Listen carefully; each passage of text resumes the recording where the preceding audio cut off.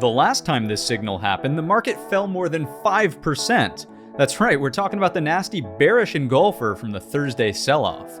But is this time different? Is it just a fake out? I want to show you some evidence today that suggests yes, actually, while at the same time not ignoring one major change at the exchange level. We'll build a game plan based on the balance of those two viewpoints. As always, check out the links listed down below in the description, hit the thumbs up button and subscribe, and stay tuned until the end of today's show. I've got 5 additional trade ideas to share with you that you won't want to miss. With that said, let's jump right into the charts. So we'll kick things off on the SPY weekly time frame, talking about candle structure and location as we always do.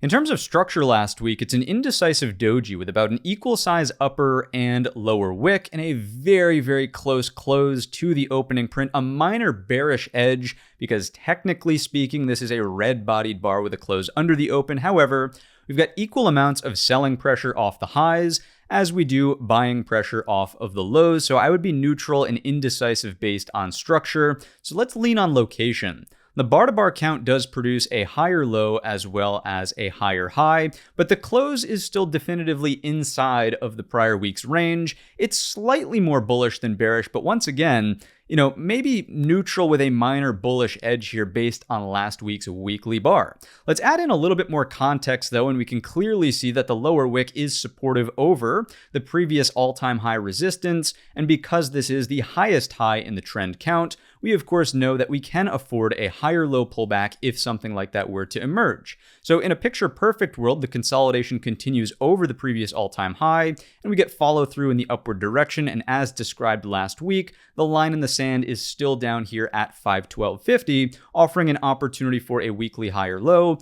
then possibly trend continuation in the upward direction.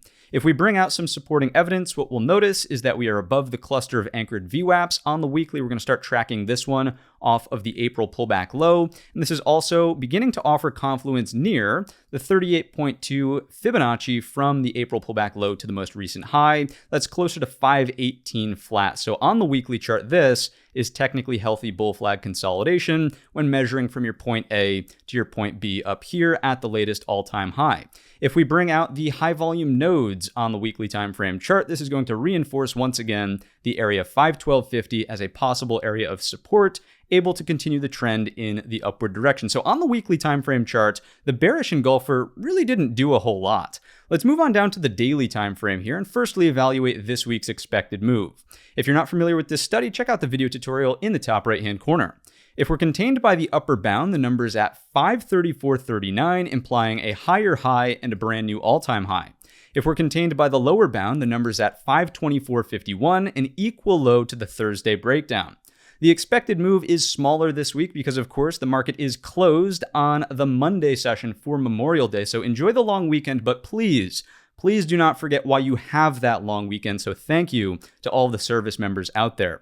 If we're thinking about the charts and talking about trend here, the trend is still certainly up. We know that we have lows, higher lows, and along the way, of course, all of these higher highs directly into the highest high from the Thursday gap up. Is it possible that this could offer a higher low off of a previous area of resistance, now acting as potential support? I think the answer is absolutely, but let's start to dive into some of the nuances of what happens with this bearish engulfer versus this bearish engulfer from back here. That's April 4th. First of all, this happens on a news catalyst, right? Geopolitical tensions caused the market to break down into the afternoon. It's the largest red-bodied bar we've seen in over a year from that point in time in April, right? Now, a couple of key things that I think are really important when it comes to structure is that we had previous resistance back here that had already tried to act as support once and tried to act as support twice. And you'll notice that we had a firm close underneath that area of prior resistance, and then we could certainly consider this a failed area of support. If we look at what we have currently, we certainly gapped up, and this was also a gap up in terms of this. We'll talk about the highs in just a moment, but let's look left, right? This is the equivalent of the prior structure, and notice that we came directly into it. I would certainly concede that we've engulfed the previous daily balance range up here, but this is the first test of your prior resistance acting as potential support. The reason that this is important or substantial in terms of differentiating the two instances is because we know momentum buyers are in control of this market, right? It's a gap and go, it's a gap and go, and it's a gap and go here from CPI of 2 weeks ago. So this is a momentum buyers market, and we have not seen an hourly pullback here. We had not seen an hourly pullback here, and even this was hardly an hourly pullback from the Thursday session of 2 weeks ago at this point. So this is the first hourly pullback based on the bearish engulfer on Thursday of last week. Notice over here, we had a pullback. There was definitely an hourly downtrend there. Same thing here via the gap down, and then we break to close week underneath this previous structure. That's not the case from what we have currently. I would argue that the structure is much more sound and resilient currently compared to this first bearish engulfer back in the early stages of April. Now let's talk about the open, right? So in this open, as we conceded, yes, it was a gap up, but it was not a new all-time high gap up where clearly this is a new all-time high gap up. We're technically pulling back from the highest high in the trend count. Once again, that is more bullish. Now, I will give some credit back to what happened over here. On the follow-up day Friday, we closed back above that key level. Just as this previous Friday, we've closed back above a key level here, the bottom end of the daily balance at 528.40. I'm not going to completely write off that the bears did change tone at the exchange level, but in a picture-perfect world, if you're a seller, you likely wanted to see a lower high underneath 528.40 into Friday's session to put some more pressure on this key daily and weekly level down below. It simply did not take place. Here's another alternate view from a trendline perspective, which I think helps describe where the stronger breakdown really comes in. The weekly line in the sand is not just 512.50 because it represents a high volume node. It's also the breakdown of the low of that bearish engulfer. Notice that we had many inside bars, and then the bulk of the breakdown actually took place when we broke down underneath that low. It's also a violation of the trend channel that we had previously in the upward direction. What do we see currently? Again, if we were to break down underneath that Thursday low, is it not possible that we could still find a higher low in the original trend channel from back here off the reversals at the very bottom of the April pullback? I think the answer is absolutely. Also notice that the sell-off intensified underneath the daily 50 SMA. The 50 SMA is underneath us at this point, now acting as a possible area of support. Let's move on down to the hourly time frame chart and get even more granular here. There are a couple of bearish concessions that we have to make when it comes to price action. So first and foremost, on the Thursday gap up, it would have been ideal if previous resistance, then acted as support for a gap fill reversal after the NVIDIA earnings gap up. Obviously, that did not take place, and we'll give credit where credit is due. The sellers actually offered a lower high underneath the top end of the balance range at 531.40. That's a win for the sellers. Obviously, the breakdown continues underneath the lows, but then again, if we're thinking about what we mentioned from the Friday perspective, we open underneath the 528.40, which keep in mind comes from the Friday of 2 weeks ago. The consolidation look below and fail, right? Also failed it in this instance right here. Stronger sellers would have preferred to see a lower high under that level for follow through into the daily low once again. But look at what happens into the afternoon session on Friday. You actually produce the first beginning signs of a higher low over 528.40 instead of rejecting back down underneath into the afternoon session. So did stronger sellers really get what they were looking for into the end of the week? I think that the answer is no, and it's very simple into this upcoming week's worth of trade. If we're over 528.40, aggressive sellers who got ahead of themselves down here, they're going to get squeezed out of the market. The bullish trades that we could see going forward are quite simply a break and higher low over the top end of Friday's session to trade into the top end of the range. That's a nuanced scalp likely intraday for risk reward that looks something like this. But the even more bullish trade is just, okay, massive failed breakdown from the sellers. If there's any indication of a higher low over 531.40, it's just right back into the all-time high and then blue sky territories after that for risk reward that initially looks something like this to get to the all-time high, and then blue sky territories can balloon that into who knows what, a 5, 7, 9 to 1 risk reward ratio. That's ideally what the buyers are looking for. Even if there's a breakdown early on this week, if there's some sort of consolidation in range here, then we break and lower high underneath 528.40, I would still be extremely interested in possible daily or weekly support here towards this CPI gap fill reversal, previous all-time high lower bound of the weekly expected move, and the line in the sand at 522.75, right? We know that this is the top of the previous 2-day balance range over here, the origin of this breakout. If the market were to give us, and this would be my favorite setup to get long into next week, right, is some sort of breakdown that looks like this, close the CPI gap and get underneath the low of the Thursday session. This, in my view, would really attract some new money sellers and potentially shorts who are getting ahead of themselves, not considering the higher time frame perspectives.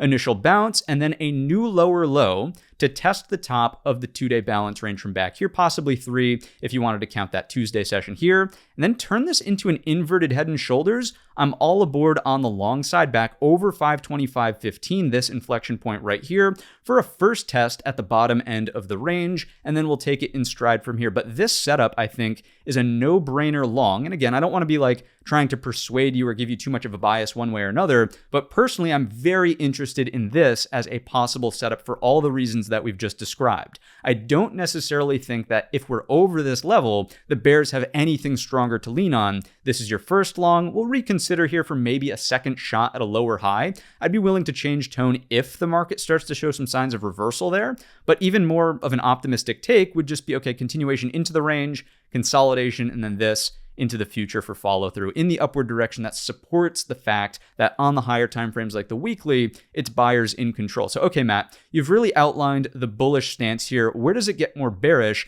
I think we can all agree that this is a scalp to the downside. We all know that. Once again, your risk reward might look like something along those lines to the downside, but if the bears are really going to make it happen for the stronger weekly pullback into 512.50, show me the lower high underneath this zone over here, then I will change my tone. Until this level breaks down, I'm really not aligned with the bearish side of the market. To me, it just really does not make too much sense. Let's bring out the anchored view apps from an intraday perspective here. And what's very interesting to me is that the anchored view app to the Thursday open has actually been recovered into the afternoon. Once again, on Friday, stronger sellers would have preferred to stay underneath that anchored view app. It simply was not the case. And even if we do come in for another test of the daily higher low zone down here, notice you still have these anchored view apps acting as potential support. The last thing we'll take a look at is the Fibonacci from the Thursday high to the low of that session. And if we can recapture the 61.8, that always dramatically increases the odds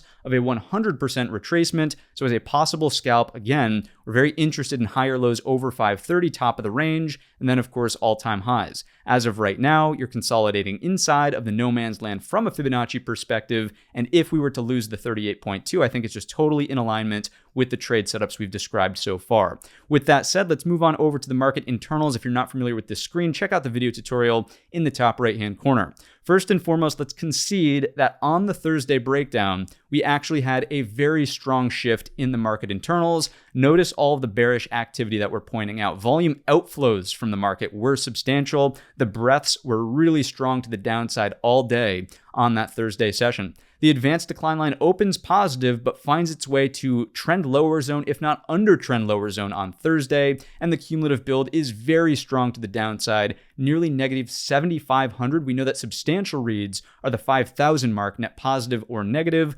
Obviously, that's well beyond that. So we will say, of course, yeah, there was some follow through to the upside when the market rebounded and recaptured that key level that we were describing on the SPY daily and hourly chart here. We did get, bullish internals on Friday. But the change in tone for the selling pressure on Thursday is worth acknowledging. And this is what I was talking about in the intro there, where I don't think we're not completely out of the woods on the buy side of the market. However, my take, and this is always my take, this is supporting evidence for context, right? But what pays us when it comes to the market, it's ultimately location. Trade location is your edge in the market. So if we're over 528.40, we can look at these internals and we can say, yes, the bears did something substantial on that Thursday session. But if we're over that key level we just described, there's really not a short setup to take part in. So let's take a look at what happened during the previous breakdown on that April 4th day and see how the internals actually compare. So we know that it was a late day breakdown on April 4th. Notice we did have substantial volume outflows, but on Thursday of this week, we were well underneath 300 million. That's more substantial selling pressure than the April 4th aggressive downside bar. If we look at the advanced decline line, you'll notice that we came from trend higher zone and only got sort of negative into the afternoon. We had more bearish pressure this previous Thursday. And the same thing out of the cumulative build on the tick. If we scroll back to the April 4th instance, here it is. Notice that we were positive in the morning. The end of day did bring us towards negative 2,500, but we were more substantially selling off on Thursday of this week compared to that prior. So in the intro, when I talk about balancing those two viewpoints, I think that we might want to be skeptical about just straight up, okay, here we go, new all-time highs, we're rocking and rolling. We might want to take a little bit of a reserved approach to the bullish stance here, but remember, price is what pays, location is what pays. I would not just instantly change my tone to being bearish if we're over 528.40. The final thing I want to share with you here out of the ES is the market profile, because this also supports the bullish thesis. If you're not familiar with this dashboard or the market profile as a whole, check out the video tutorial in the top right-hand corner. Let's really hone in on the Thursday and Friday interaction. It becomes very straightforward. Notice on Thursday, we have a double distribution separated by the I period single prints right here. We'll ignore the small string of J's there. For the most part, we have very thin volume commitment at price, and we actually opened underneath that level on the Friday session. Here is the Friday open. So just like the structural chart, this shows us a different viewpoint here. The sellers, if they were going to remain strong, ideally, they would have kept us underneath the upper distribution here. Instead, what happens on Friday? The value area is mostly overlapping to the upper distribution. The point of control is certainly inside of the upper distribution, and there's no price acceptance inside of the lower distribution. So do we have stronger sellers willing to commit volume down here at the lows? Based on the market profile, the answer is absolutely not. So as we walk forward, if we can stay over these single prints at basically 53.15, I would say the buyers have the upper hand. That's the equivalent of staying over the bottom end of the balance range on the SPY daily, and we'll look for that rotation in the upward direction. If we can get a break into the A period single prints from the liquidation break on the Thursday morning session, that's over 53.43, we're looking for a prompt move that would be a daily balance range breakout, right? Over the top of that, and I think we're looking at the Thursday opening print as a target, the all-time high as a target, and beyond that, as we know, it's blue sky territory. So as of right now, most of the evidence I can see aligns with a fake breakdown from Thursday, unless we are underneath, back over to the charts here, the more aggressive daily zone down below. If we can take out Thursday's low, if we can get a lower high under here, I'll be the first one to raise my hand and say, hey, we're changing tone. But seeing everything we can see currently, I think the buyers actually have a little bit more of an edge as we head into this week. Changing gears to the QQQ NASDAQ 100 on the weekly time frame chart, what do we see here in terms of candle structure and location? It's notably different than the S&P 500. Solid green-bodied bar here with a stronger close from the buyers in the upper third of the range. So structurally, it's bulls on parade. Location-wise, bar-to-bar count, we do have a higher low as well as a higher high and a much more definitive close outside of and above the prior week's range. So location is also bullish here, 2 for 2 on the weekly count. What I think we want to focus on is the context ahead of the breakdown from the April pullback. Remember that the NASDAQ was in a 7-week balance range here before breaking down after the bearish engulfer on the daily. What do we have currently? We're sitting at the highest high in the trend count. We're certainly over the top of that balance range. If the NASDAQ is going to pull back here, it can certainly catch itself for a higher low over the top of balance and continue the trend in the upward direction. We do not have the same threat of falling out of a weekly balance and really turning this into overhead supply. So context-wise, this also aligns with maintaining more of a bullish stance in the S&P, remembering that, of course, the NASDAQ and the tech sector as a whole is very heavily weighted in the S&P 500. Here is your anchored VWAP from the April pullback low, well above that. And of course, if we were to come in with a little bit of a Fibonacci retracement off of those lows up to the highs, the 38.2 is just ever so slightly underneath the top end of the range, once again reinforcing that this would be healthy bull flag consolidation, looking for follow through over time. Let's quickly check in on the volume profile here, and no surprises, the highest volume node is also confluence with the upper portion or the upper part of the weekly balance range in here, supporting that as a possible area for a weekly higher low. As we drill on down to the daily time frame chart, we can start to once again compare and contrast the bearish engulfers. Here it is. Notice that we were just inside of the balance range. The market was much more neutral, not in a daily uptrend at that point in time. Whereas up here, we are certainly in a daily uptrend and we are certainly in a weekly uptrend. Notice that we've even closed over the top of potentially what maybe could be considered an equivalent balance range. But notice on Friday, the close on the daily bar over the top of the Wednesday as well as Tuesday, Monday highs in here. That does strike me as being more bullish and constructive for the NASDAQ over 456.75. Your weekly expected move is also bullish, suggesting a new all-time high up there at 463.97. Lower edge of the weekly expected move is on par with the Thursday low here at 451.86. If there was going to be a more aggressive pullback, as we know, the top end of the range in here can act as an area of support. My line in the sand would actually be a little bit further lower at 444.50. The reason being is that's really where the origin of the CPI breakout came from. It's okay to look for a higher low. We know that the trend is up. We have lows, higher lows, higher lows. Shake out some of the weak-handed longs from up here, allow stronger longs to get involved at better trade location. I'd be okay with a pullback into 444.50. That's, fine by me. I'd certainly put my bullish thinking cap on there and say, okay, what are the odds that we can produce some sort of higher low around this zone? How do we get there? Let's take a look at the hourly time frame chart to compare. Here we go. Again, just becomes very, very clear. Look at this level right here. Notice it's the top end of the Wednesday session. You started to find support there for an initial indication of a gap fill reversal on the Thursday session. You tried to bounce off of it. We actually turned it back into a potential higher low into the Friday afternoon. So once again, there is no major bearish edge here out of the NASDAQ, which as we know correlates quite nicely to maintaining more of the bullish edge in the S&P. So if we're simply over 456.75, I think you're getting bullish consolidation, breaks to new all-time highs, blue sky territories up ahead. If we're going to look for that stronger daily pullback to this origin of the breakout, then fine, show me a lower high underneath the Thursday low, underneath 453. We'll trade into the previous all-time high, and perhaps, this is sort of going out on a major limb right now, maybe it emerges as some sort of head and shoulders. We'll, of course, acknowledge it when and if it takes place, but that's ultimately how you get to that 444.50 if there's going to be some sort of larger breakdown, right? We can bring out, in terms of studies, the intraday anchored view apps. Notice that we're above the Thursday anchored view app, above the entire cluster. Previous all-time high can still very much so act as an area of support based on these anchored view apps.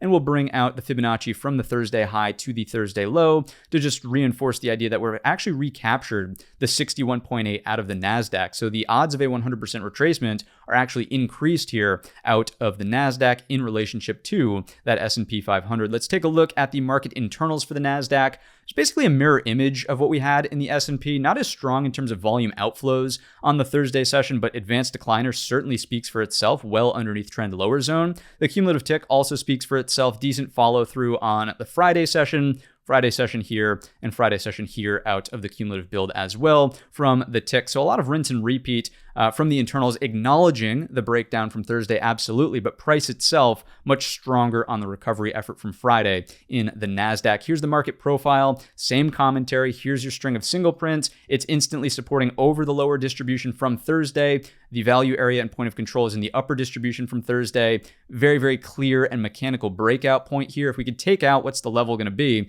if we're over 18,933, I think you're looking at blue sky territories, all-time high at minimum as a potential test in the upward direction. Lack of material excess on the Friday session, in my view, sort of would suggest it wouldn't be unreasonable for upside first if we interact with that Friday high of day, keeping us once again, let's bring it back to the S&P, a little bit more bullish. Something that I'm also noticing out of the corner of my eye that I failed to mention in the S&P. So if you've made it to this point, here's a little secret indication for you as well. It's very, very rare that an overnight high holds as the all-time high in the market. We do have an overnight high currently as the all-time high in the S&P. Oftentimes, these things want to resolve in the regular trading hours session. It doesn't mean we have to go there, but it's very, very rare that an all-time high persists as an overnight data point. So put that in your back pocket as another bullish indication. Let's change gears and talk about our problem child, the IWM Russell 2000 small caps on a weekly time frame chart. It's like the S&P is caught in the middle with you, Steelers wheel, the one-hit wonder.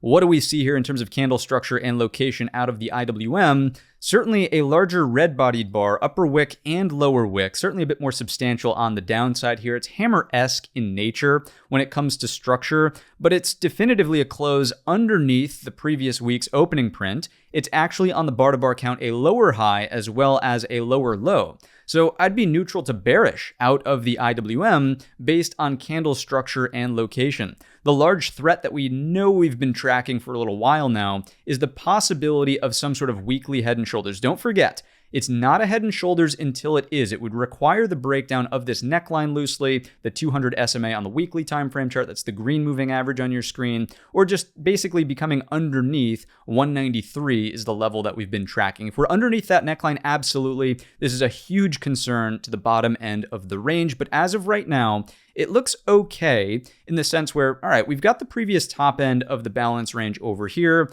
We've sort of done the dance around it a number of times. We really require higher lows over 200 at this point on the weekly to maintain a little bit more of an optimistic stance out of the Russell 2000. If we bring out the Fibonacci's from the most recent low up to the high, we know all of these lows are at or above the 38.2. That is technically constructive for, again, remaining optimistic. But let's take a look from here to here, right off of the 38.2. Again, trying to give a little bit of an open-minded analysis here. If we get consolidation, then okay, maybe we're sort of foregoing the opportunity of a head and shoulders. Let's bring out the anchored VWAPs on the IWM weekly. We're above the cluster, so on the really high time frames like the monthly, I suppose we're doing all right here. Let's quickly check in on the high volume nodes as well. We know that there's a pretty major high volume node at the top end of the range, and technically we are supporting above. So the lower wick perhaps is indicative of buyers stepping up where they need to, but we do have some issues on the daily chart. We'll get to that in just a moment, but remember, we've been tracking the XRT for retail.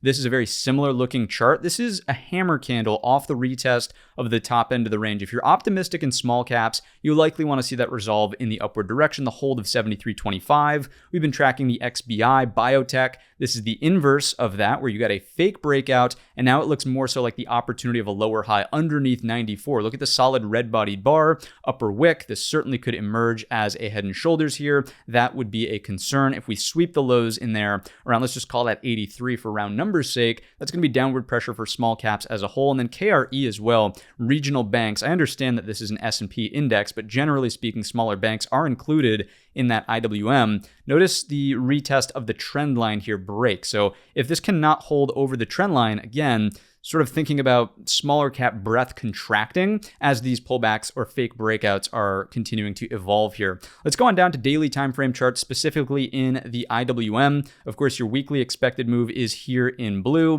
208.39 and 202.47. If we're contained, it's really just neutrality out of the small caps here, equal lows to the 50 SMA Thursday's breakdown low. The biggest issue on the IWM is that we are not breaking down from the highest high in the trend cycle, and the breakdown is also the loss of a key daily level here at 206.25. Notice on Friday we did not recapture that area. Sure, this is how we're achieving that longer lower wick on the weekly as long as we're over that 203.50. But it's not like we're out of the woods here on the daily chart. As long as we're underneath that 206.25, you've got to be mindful of the threat of a lower high, equal lows. What does this start to print as? There you go. There's a head and shoulders underneath the neckline, and it's at minimum a test of that weekly line in the sand around 200. This directly speaks to the push and pull out of the strength in the NASDAQ right now, yet weakness in the small caps. The S&P is caught in the middle, and it would be ideal if these things offered convergence and moved in the same direction, confluence in the same direction. The best thing that could happen for the S&P, if you want to remain optimistic and bullish, is a recapture in small caps of 206.25 and then some sort of equal high here on the weekly chart, threatening the possible break and continuation after recapturing the major line in the sand. Again, that 200 area that we were just looking at on the weekly. Here we go on down to the hourly time frame chart, and what you'll notice is, again, not really a substantial recapture on that Friday session of anything. I mean, sure, here's your little dance, if you will, on the Thursday breakdown, but it's underneath that inflection point, which we've clearly identified at this point in time. So the hourly chart is not really showing us much. I think for the IWM for small caps into this upcoming week, keep it simple. Over 206.25, great. It's a tailwind for the S&Ps. Under 206.25, it's neutral to a little bit more bearish for the S&Ps, acting as a potential headwind. Would love to see something that does this, and we'll walk it in the upward direction. Please be mindful of this location here. But again, this is still too much of a threat to say that we're out of the woods. The lower high up against that 206.25. Small caps not really participating in much of that rebound on the Friday session. Here we go. Market internals for the Russell side of things. Strong volume outflows in trend lower zone. Strong negative cumulative build out of the tick on Thursday. Mild inflows, a little bit weaker out of the advanced decline line relative to the NASDAQ and S&P. And notice that the tick itself actually closes negative on the cumulative build versus the NASDAQ and the S&P, which were positive into that Friday session. So I do believe that small caps will continue to act as a headwind here, not a tailwind for the market. We can look at the single prints in terms of what happened on Friday, and okay, great. Maybe the buyers had something going on here with the value area and point of control in that upper distribution. Notice also that the Russell is the only index that migrated the point of control lower on that Thursday session breakdown. Very poor low down here. So unlike the S&P, unlike the NASDAQ, which had decent excess lows, this could need some repair. And if that means lower for the small caps, certainly once again, that's going to be pressure to the downside in your S&P 500. The best thing that could happen is the recapture of this level in here, up and over the base of the single prints at 2080. Let's go 2081 out of the RTY futures. If you can notice this, great thin structure retracement, no volume commitment at price. That's at least somewhat constructive in the upward direction. It gets us a little bit more neutral perhaps in terms of the relationship between small caps and the S&P 500, but we are not out of the woods from this perspective. This does align with more of that bearish indication we talked about from the internals in the S&P 500. So maintaining that balanced stance, I think that we're still bullish in the grand scheme of things, but if you want some concessions, if you want the bearish data points, you know where to find them. Let's continue to get granular here by evaluating the weekly performance of our S&P sectors. Leading the pack is the SMH Semiconductors ETF, up 5.53% on the week, followed by the XLK Tech sector, and then the XLC Communications sector. All three of these are heavyweight risk-on sectors. The SMH is technically an ETF not included in the S&P, but the XLK certainly is the heaviest weight risk-on sector. So even as this aggressive breakdown takes place, leadership is proper and more of a risk-on indication. At the bottom end of the barrel here, you can see the XLE energy sector is down 3.82%, followed by real estate and then financials, which is somewhat concerning because we know financials are also a heavier weight risk-on style sector, down 1.86% on the week. But I think that the structural charts will continue to tell the story. Here's the semiconductors ETF printing a brand new all-time high. No surprise on the Thursday gap up due to NVIDIA earnings. And notice on Friday, it's right back to an equal high. So if we're thinking about whether or not bears have a stronger edge in this market, it simply can't be. I mean, semiconductors right back to the equal high, finding a higher low gap fill reversal on the Thursday breakdown to close the gap to Wednesday's high of day, staying over 237. I mean, anything up here is just bullish pressure for the market looking for follow through into blue sky territories. Even if we break down beyond that, there's still a chance for a weekly higher low here at 229.25. So I don't see the reasoning for more of a bearish stance out of the market, even from the sector level. Here's the XLK, which really shouldn't come as much of a surprise. Remember, it's very close to what the NASDAQ did, but we had this long-standing balance. And then when we broke down from the balance, that's where the market got more aggressive in the downward direction. Currently, we're over the top of that balance, and even if we pull back, there are plenty of opportunities for a structural higher low. So in a picture-perfect world, we're over 212. If we break down below it, gap fill reversal is still a higher low. I mean, heck, I would hate to see it, wouldn't be great, but this is still a higher low. Lows, higher lows, perhaps a pie in the sky inverted head and shoulders. It would still be bullish for the broad market. I'm not seeing the reasoning to really change stance here and say, okay, this was the foreshadowing of a massive 10% correction that's about to come around the corner. And I'll eat my words if we break down underneath that Thursday low. If we have to change tone, hopefully we'll change tone when appropriate, but right now is just simply not the time. Here's the XLC, right up towards the Thursday high of day. So yes, an aggressive pullback, but finding support exactly where it should have over the 8120 bottom end of the range, over the 50 SMA. It's very hard to call this a bearish looking chart. Let's take a look at the energy sector, which is breaking down. What do we know about energy? It's not a heavyweight sector. It's more inflationary. So this moving in the downward direction is actually going to help out Jerome Powell. If you're a big proponent of rate cuts coming around the corner, this is exactly what you want to see. So no issue over here. This is a lower high rejection up against the monthly breakout point. If anything, let's go to that monthly chart really quick just to describe it. This failed breakout should be a huge help for inflation, right? So to me, energy is not really suggesting, oh my goodness, markets are going to be going to zero anytime soon. Here's the real estate sector, as we know, extremely sensitive to interest rates. A little bit more of a bearish breakdown. So we've got to give some credit where credit is due. Fine, sellers, you were able to break down underneath 3770. However, real estate is like one of the bottom 3 weights in the S&P 500. Is this going to cause a new low or a daily trend reversal in the S&P?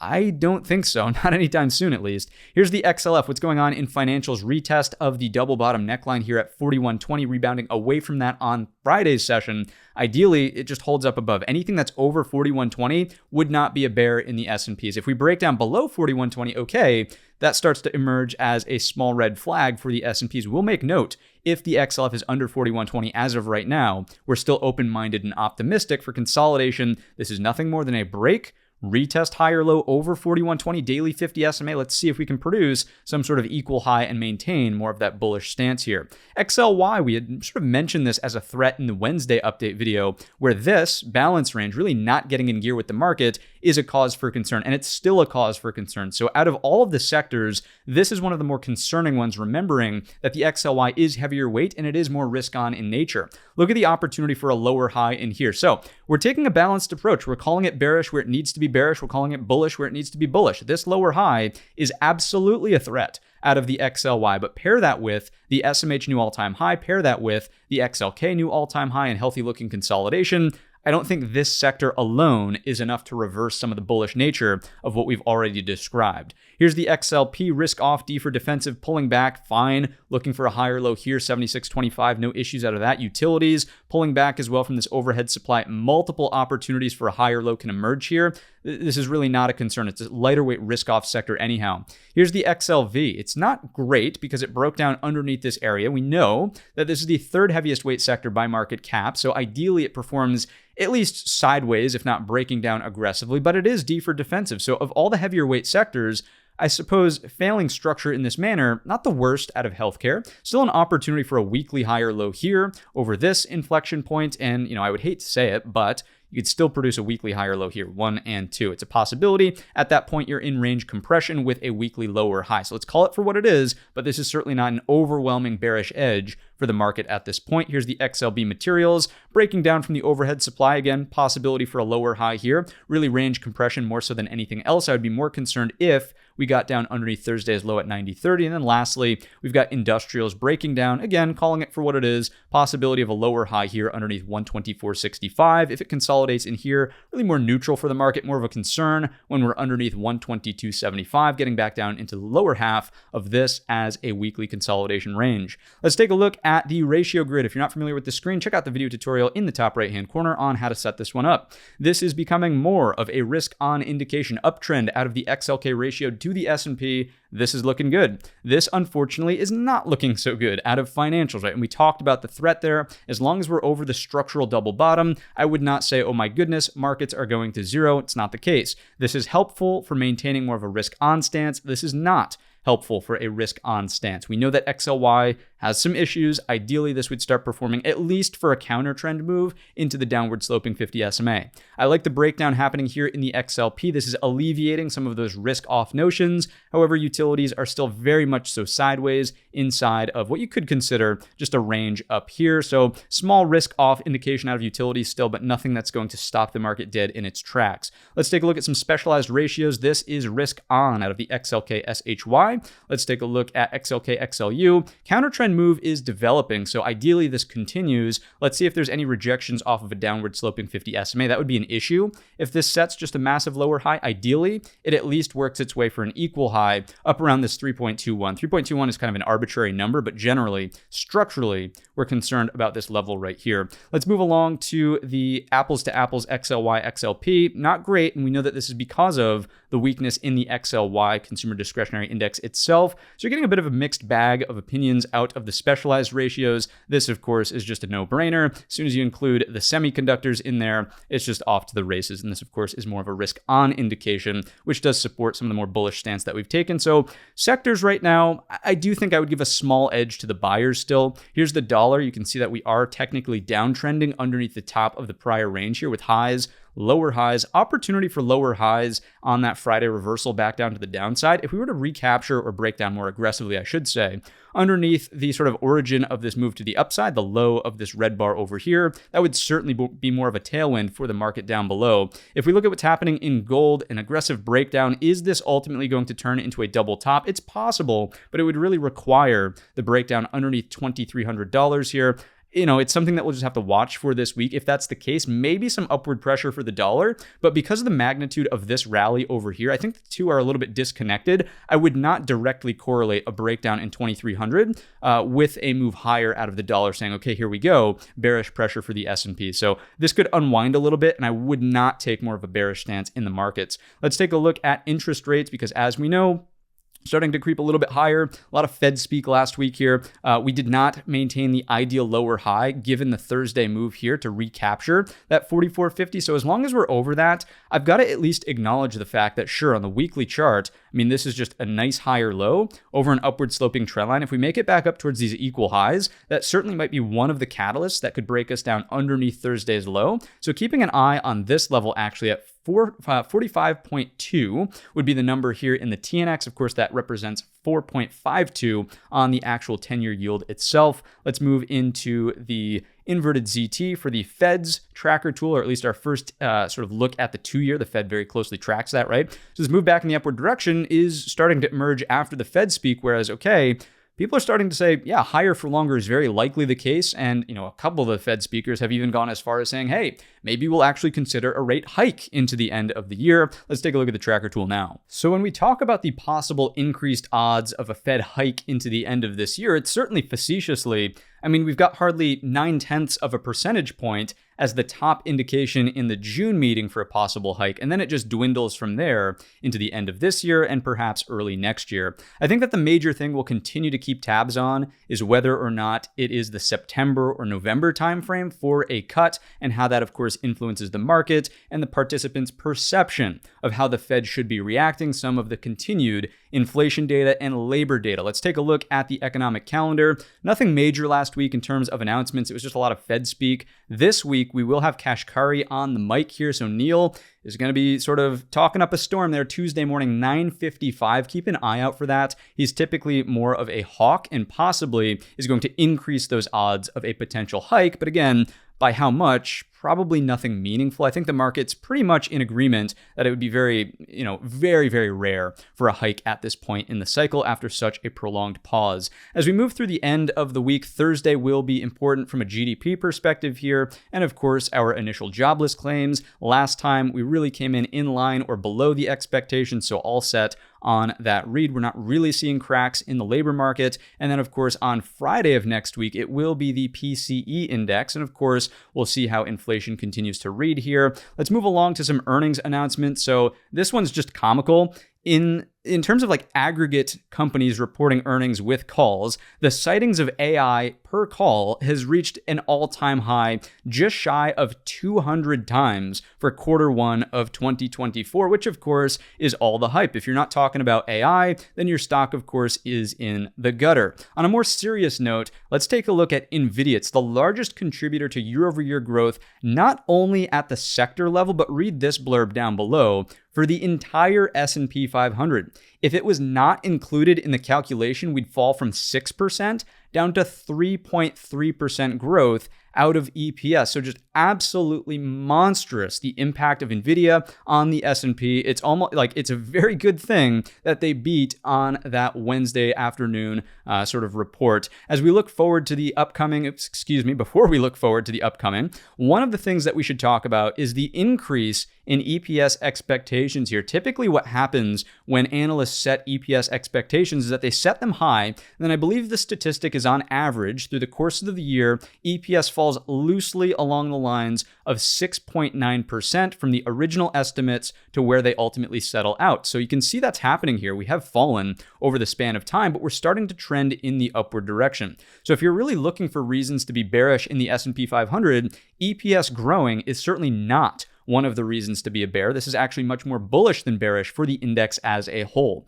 Now we can look forward to the earnings calendar this upcoming week. There's really nothing major here that's going to be overly market moving. I would say that some honorable mentions might be CRM. AI for C3 AI is going to potentially be interesting over here, as well as Costco and Dell after the close on Thursday. You get a little bit more information about the state of the consumer than your old dinosaur here in terms of technology. Marvel is, of course, involved in the chip space, but those are going to be your heavy hitters. Let's take a look now at risk appetite. So as we take a look at bonds in relationship to themselves in terms of duration here, I'm very interested in these moves to the downside and the entanglement at the 50 SMA. If these can hold as counter trend lower highs and then continuation for downside, that would be bullish for the S&P 500, speaking to market participants preferring longer dated risk in the marketplace here. Let's take a look at credit spreads. They remain incredibly compressed down here towards these lows. So is there a high risk of a credit event at this point in time? These seemingly would suggest no, which is bullish for the market. Here's the HYG in isolation.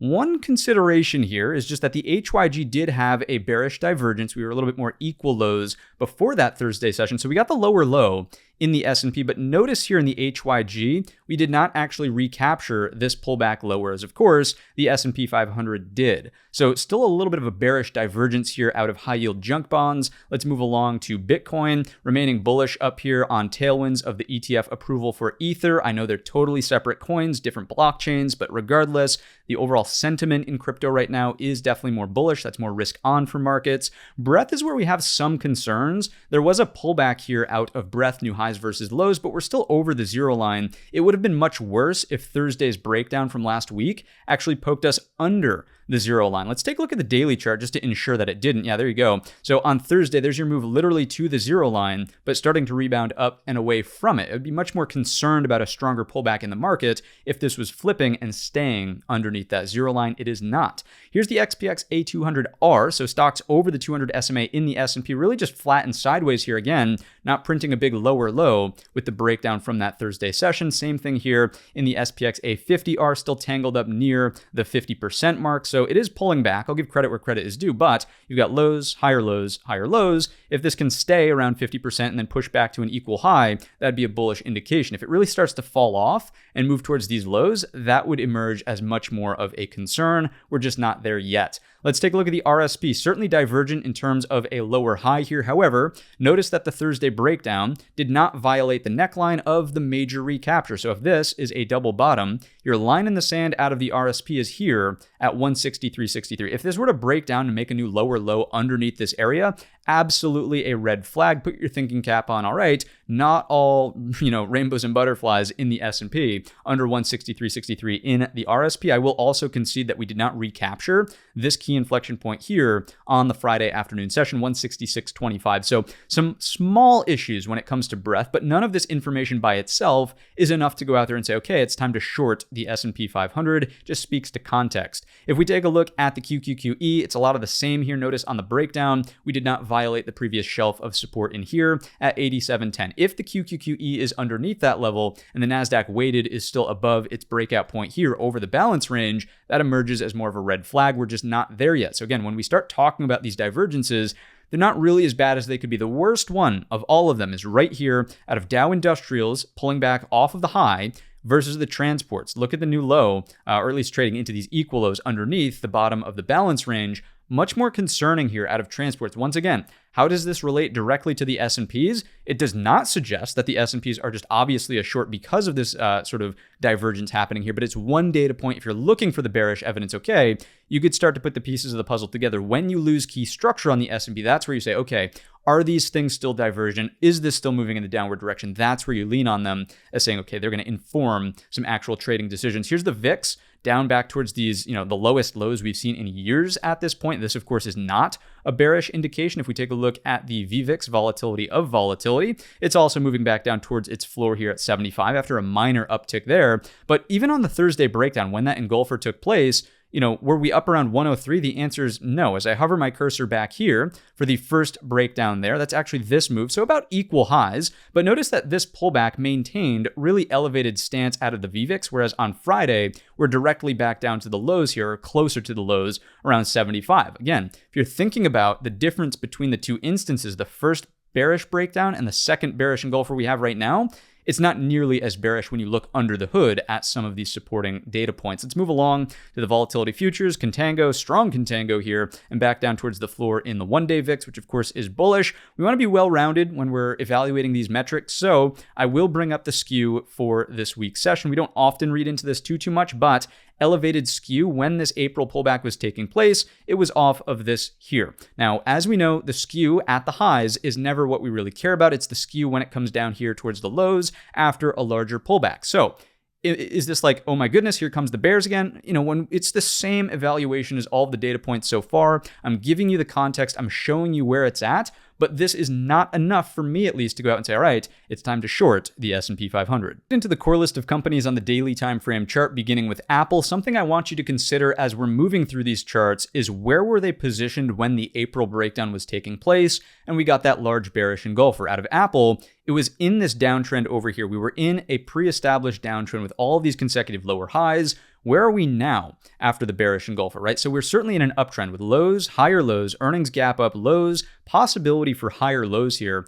directly at the bottom of the Thursday breakdown off of the earnings gap up high at 186.65. So if we're thinking about the underlying components of the S&P, this is more bullish currently than it was over here ahead of the April breakdown, right? So again, keep that context in mind as you're thinking about the broad market. Let's move on down to the hourly chart to get a bit more granular and really establish what could take place out of Apple here. I want to give credit where credit is due. The sellers did break down, and there was a very clear offering of a lower high underneath this level. But what happened on Friday? It's the recapture back above. So I think that Apple is very straightforward this week for two reasons. If this is going to emerge as a head and shoulders here, then it's very simply going to be a lower high breakdown underneath 189.60. You could look for shorts here. Your risk reward maybe looks something like this back in the downward direction. If you're just consolidating in this range, I think it's running its course, and any sort of breaks and higher lows over the Thursday opening print, you're aiming back up towards the highs of the session from in here. To give you a number, that's around 192.75. So Apple, keep it simple in this consolidation range. Here's your trade, and here's your trade into this upcoming week. Next up, we've got Microsoft back to a daily time frame chart. Again, where's the bearish engulfer? Whoa, it's way back over here. It's back over here, right? We're in this consolidation range, and then we break down from it. Currently, what's the structure? We've got lows, higher lows, higher lows, very clean stair steps in the upward direction. Doesn't mean that we can't break down from this consolidation, but as of right now, look at the close of Friday, back above this 428.75 on the daily time frame. This is building out as a consolidation range. You'll notice that we did not produce on Friday a lower high below the level. So consolidation here, very straightforward, breaks higher lows over 432, blue sky territories, no need to overcomplicate it. I'd still be interested in the possibility of a daily higher low over 424. I would only change tone to being bearish out of Microsoft on lower highs below 424, and you can walk the levels down from there. Let's go back to dailies. Here is Google, and where were we when it came to the April breakdown? Google is actually playing nicely and in an uptrend, actually recovering off of the Gemini bad news from back here in the early stages of March. So currently speaking, we have ourselves a double bottom on the daily. Sure, it's pie in the sky, but we're over the neckline here. Thursday's breakdown didn't even get us there. So if we're thinking about the daily trend, we've got these equal lows, certainly an opportunity for a higher low zone here on the daily.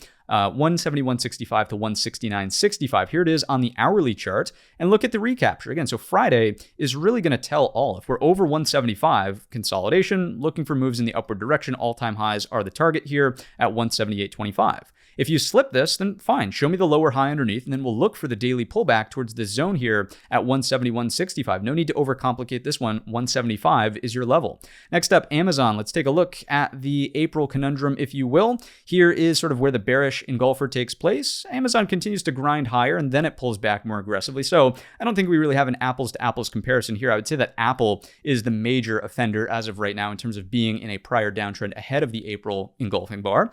But look at the structure. So this is definitely, it's a red box for a reason. We know that this is sort of no man's land down here. This is a very choppy looking section of the chart. Here it is on the hourly time frame. So be my guest if you want to play around in here. I think that finding follow through in the downward direction might be tough based on the push and pull in this area, but it's definitely bearish, right? There's no arguing with that. We have highs, lower highs, lows, lower lows, and lower lows down here. I suppose if you're not already short off of the lower high here on the rejection of 182.75, you're looking for equal low breakdowns through that Thursday low. To give you a number, we're talking about 180.15. Under 180.15, I think that you can look for the rotation to the bottom end of the range, But again, is it going to be an easy rotation? Is it going to be choppy? I look back at this and just say, all right, probably manage expectations in terms of how much of a smooth sailing trade that is ultimately going to be. Next up, we've got NVIDIA, the one stock to rule them all. Here it is on the daily time frame chart. What I find really interesting about NVIDIA is it did not pull back at all on the Thursday session. It held its gap up, and the market actually did pull back aggressively. That speaks to breadth and no longer the care about the S&P 1, the magnificent one, if you will, the darling of the market, NVIDIA.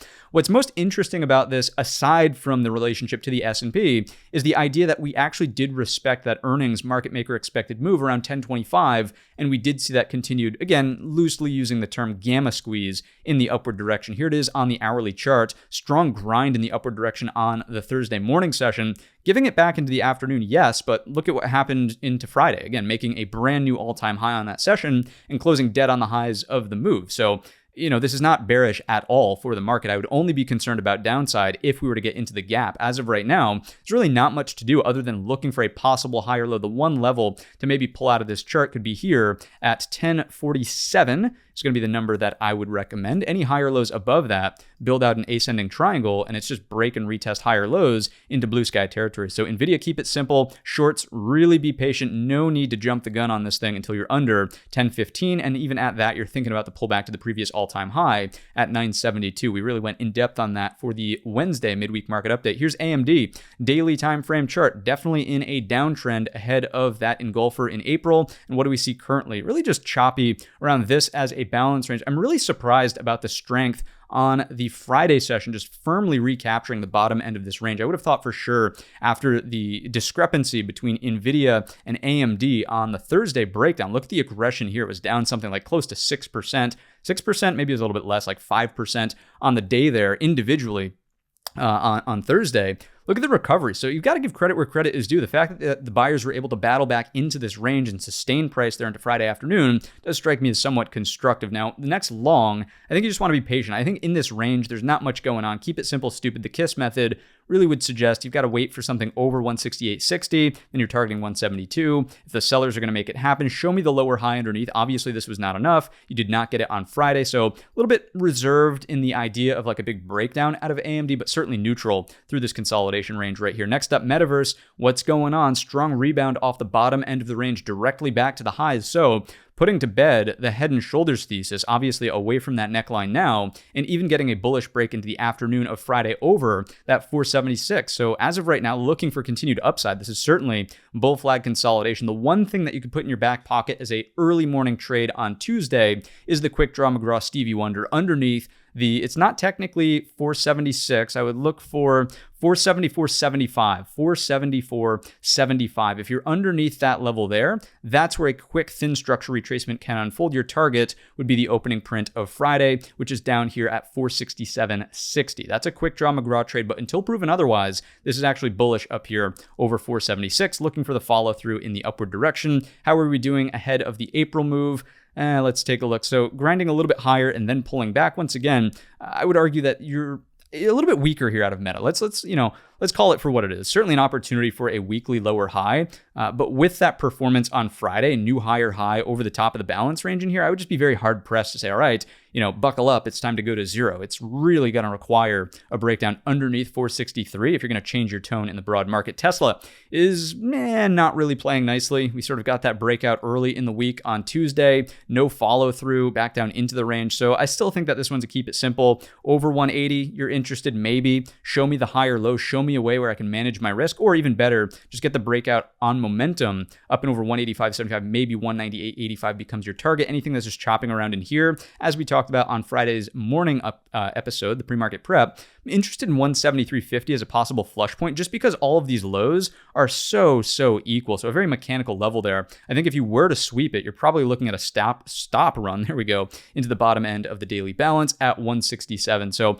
that's my take out of Tesla in the range, kind of simplify things, maybe a quick scalp to the downside, but really it's still this, or perhaps even this at this point. And then to the downside, show me the lower high under 167 if we're dramatically going to change tone. Netflix is up next, the train that will not stop. It's left the station. Here's your next balance range. Here's your balance range. 1 day break, possibly looking for a 1 day break. Notice on the Friday session, we technically made a new high and we pulled back a little bit. So a little bit more consolidation similar to what we have over here is not unreasonable. Remember the amount of fake breaks. There were 1, 2, 3, 4 before it clearly showed us the higher low over that 618. I would be patient and sort of take the same approach over here. Sure, you can get all this madness inside of the range, but until you can firmly show me the higher low over 646.75, consolidation. If we do get that higher low, there's plenty of range to trade for overhead. 674.75 is the target. Last but not least for the core list is going to be JP Morgan. What do we see out of the banking stock here?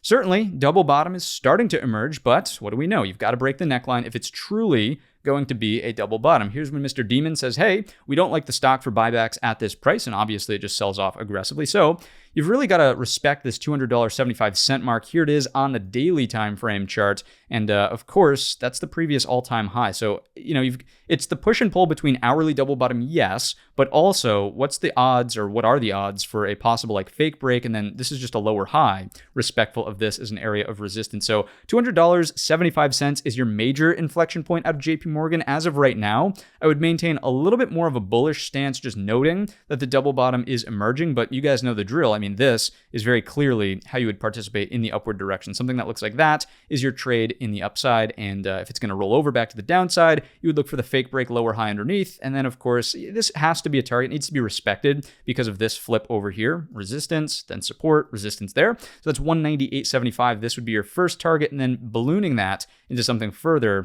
really gets you towards those equal lows at 196. Let's get into a couple of nuanced trade ideas. SNOW Snowflake is the first one up on the chopping block. This is a bearish trade idea for you, and it really emerges from the idea that this was a huge weekly inverted head and shoulders. Earnings gapped up and over the neckline at 166.25. Bearish 3-bar play is setting up on the daily chart with an inverted hammer on these lows. Certainly the lower 50%, if not just the lower third of that Thursday range, Anything underneath 155.25, looking for the equal lows on the daily here. 144.65, here it is on the hourly time frame chart. You can see how this consolidation is bearish underneath this lower high that was set on the Thursday session. Just nothing really going on here for the longs on the break up and over that key level we had just described at 166.25. So the strength of the reversal back to the downside, and then this bearish consolidation, not finding any key acceptance, looking for continued sell side pressure under 155.25. Let's move along to ON, which is of course semiconductors, ON semiconductors. Here it is on the daily chart.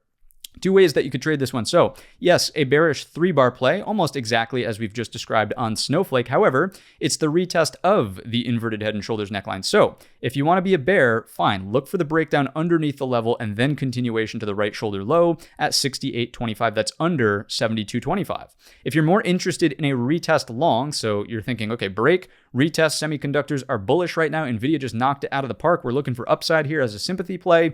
A hold of 72.25 and your target is just these equal highs around 76. Let's call that 75 for round number's sake. So you're really looking for a stronger hourly reversal indication down here. Perhaps this emerges as an inverted head and shoulders over the Friday high, could get you through some of that thin structure into that target that we were just describing. So it could go either way on ON, but I do like the location where it's currently trading at this inflection point here. Next up, we've got CRWD for CrowdStrike. And let's take a look at the daily bull flag consolidation on these highs. Earnings are 2 weeks away, so they're not this upcoming, but the week after that. And I think that the all-time high can possibly act as a target here on any sort of breakout because it's loosely a little bit more than a range double. If this is the flag, typically what you would do is stack the flagpole on the base of the flag pullback. So sort of splitting the difference between the two and just noting the strength of the all-time high, look at the reaction off of it, I would tend to think that this could be in the cards on a pre-earnings sort of rally. Let's take a look at the hourly chart, right? So this is that balance range. Notice the breakout on Friday, retest higher low. You did not get any acceptance even on the pullback from Friday underneath that 350.15. Looking good as long as we're above that. So any consolidation over 350.15, go back to the daily chart, and our target would of course be, let's go to the all-time high, there we have it, at 365.50 for round number's sake. You guys know that this is going to drive me mad, so let's correct that in in real time. There we go. That is CrowdStrike. Next up, Palo Alto, PANW, PANW, if we could spell. There it is. And what do we have? Cup and handle emerging on the daily time frame chart. Here is your handle. Here is your earnings gap from the prior cycle in the upward direction. Look at the bullish activity on that sort of Thursday and Friday interaction. Same thing actually over on CrowdStrike. Let me go back there for a second just because I want to point out like the lack of bearish breakdown on Thursday and then the bullish move to the upside on that Friday session, right? Totally strength, relative strength to the broad market as a whole, much more similar to your NASDAQ, not the S&P. But back on over to Palo Alto. And you can see the same concept here. No breakdown on Thursday, follow through on Friday to the upside over this set of highs at 324.50. It's an earnings gap close above, right? So that's 359.75. As long as it's over 304, the cup and handle, more importantly, the handle component, continues to be in play. So I would keep this on your radar as long as they're over that 304. And then your final idea is over on coin. So Coinbase. And of course, this has a lot to do with that Ethereum ETF approval. There you have it. Straight up inflection point. Very straightforward. Over 237. This breaks out as either like a rounded bottom. I wouldn't this is really a stretch to call that your inverted head and shoulders, but you get the idea. You've got this very clear inflection point. Once again, 237. Breakouts above that, I would probably look for, oops, we don't want to type W. We want to go in here and we want to be looking for this as a possible target. Let's call that 263 flat just for round numbers sake. Let's go 263 flat, remove that 14. There we go. And that is your upside target. So some sort of risk reward you could set up that maybe looks something like that. 2-to-1 to the upside. Here it is on the hourly charts. Just beautiful, right? So this, as long as this is holding around 220, this is kind of in play for higher here in my belief, in my view, up towards that 263. So that's going to do it for today's episode of the weekly watch list. Remember, markets are closed on the Monday session. Once again, that is for Memorial Day. Don't forget why you have the day off in the first place. Once again, thank you to the service members. If you enjoyed the video or learned anything new during today's episode, let me know down below in the comments section or by giving the video a very simple thumbs up. We will be live in the Penthouse Suites on Tuesday morning at 8 o'clock for our regularly scheduled broadcast of the pre-market prep. With that said, I wish you all a green trading week and I will see you in the next one.